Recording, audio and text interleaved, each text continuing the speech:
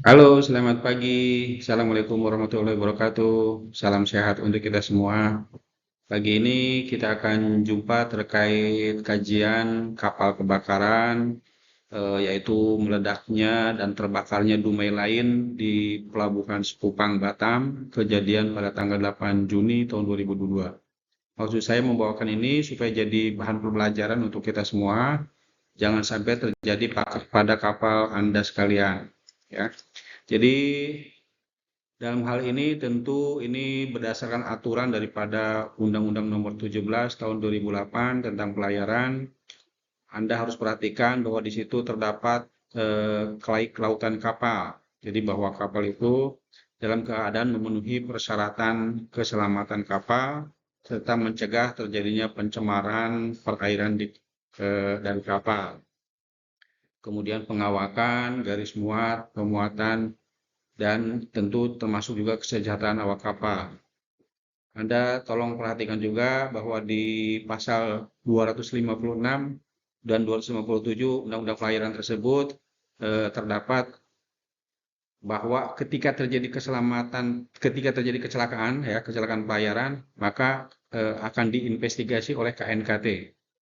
Kebetulan saya masih aktif di KNKT, jadi jangan sampai kita jumpa di kapal, ya. Karena kalau kita jumpa di kapal, berarti kapal saudara-saudara mengalami kecelakaan, ya. Jangan sampai demikian. Nah, ini kapalnya ketika cantik, ya, ketika masih utuh, bagus, terlihat seperti ini. Anda bisa lihat, ini kapal seutuhnya terbuat dari aluminium, ya. Bahannya itu materialnya terbuat dari aluminium dan kelihatan sangat cantik sekali kan. Ini speed kapal ini bisa mencapai 34 knot ya dengan 4 mesin. Jadi mesinnya cukup besar, 1800 kali 2 dan ada juga 1200. Jadi dikolaborasikan. Ini dimensi kapalnya. Kapal tersebut memiliki panjang keseluruhan atau length overall 35,72 meter ya dan lain sebagainya. Tonase kotor kapal ini adalah 322 dan net tonnage-nya atau tonase bersihnya 125 ton. Kemudian kapal ini dibangun di PT Cahaya Samudra Shipyard di Batam pada tahun 2014. Kemudian kronologi kejadian ini saya tidak bacakan, nanti Anda bisa pelajari saja. Ini adalah contoh kronologi kejadian ya. Dan tadi saya harap jangan sampai kecelakaan ini terjadi atau terulang di kapal Anda ya. Jadi ini adalah tentunya jadi lesson learn atau bahan pembelajaran supaya proses atau kecelakaan ini tidak terjadi di kapal Anda. Ini formasi kapal ya.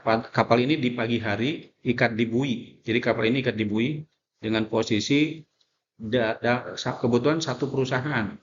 Jadi satu perusahaan itu ada Dumai Line 15, ada Dumai Line 19, ada juga Dumai Line 5 dan Dumai Line 9. Diikat di satu bui ya. Jadi Dumai Line 5 itu terikat di posisi di tengah-tengah, kira-kira demikian. Ini disimulasikannya kira-kira demikian. Lalu di sore hari karena berhubung akan mengambil air tawar, jadi Dumai Line 5 mengambil air tawar, kemudian setelah itu ikat lagi di bui setelah selesai mengambil air tawar. Dan kebetulan Dumai Line 15 ini terikat di paling luar ya, paling luar. Kemudian Dumai Line 5 ada di tengah-tengah ya, jadi tengah-tengah ada di antara Dumai Line 11 dan Dumai Line 9. Yang terjadi kecelakaan itu di Dumai Line 5 ya, Dumai Line 5. Jadi Anda lihat posisinya berada di tengah-tengah. Ini biasa kan ketika satu perusahaan kira-kira demikian. Jadi setelah mengambil air tawar, kembali ke posisi tersebut, ya. Jadi jangan sampai terulang di kapal Anda. Demikian dari saya, kurang lebihnya saya mohon maaf. Semoga bermanfaat. Salam sehat untuk kita semua dan semoga kita semua terjaga dalam keadaan sehat walafiat. Demikian, Assalamualaikum warahmatullahi wabarakatuh.